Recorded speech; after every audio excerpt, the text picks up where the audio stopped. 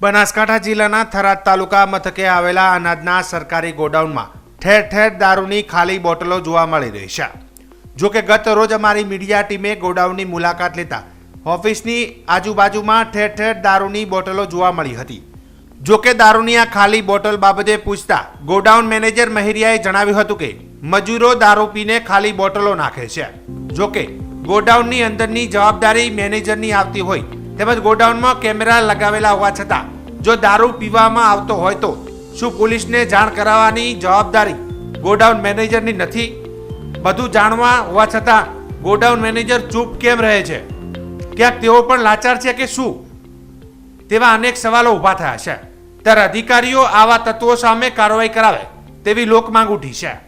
હું હજી હમણાં જ આવ્યો છું, 15 દિવસ થયા છે મારે, એટલે અગાઉ શું થતું હશે તો એટલું બધું ખ્યાલ નથી, પરંતુ બોટલો ઘણી બધી જગ્યાએ દેખાય છે તો મજૂરો દ્વારા પીતા હોય, કેમ કે અગાઉ બાજરીની ખરીદી પણ ચાલુ હતી અને લોકલ મજૂરો પણ અવર જવર હોય, ડ્રાઈવર પણ અવર જવર હોય, એ લોકો જરા લેતા હોય કદાચ।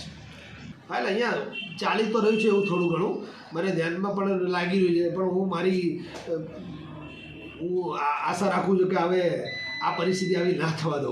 તમારી ઓફિસમાં નથી કે ઓફિસની આજુબાજુ નથી તો ન હોવાનું પાછળનું કંઈ કારણ હોઈ શકે? કારણ તો કંઈ નહીં, કેમેરા ગોડાઉન માટે છે, જથ્થા માટે, એટલા માટે। તો સાહેબ, તમે હમણાં તો કીધું કે મજૂરો લે છે દારૂ, તો તમે આ બાબતે કોઈ પોલીસને જાણ કરી ખરી? કારણ કે મુખ્ય જવાબદારી તમારી છે અને પોલીસને કોઈ જાણ નથી કરેલી।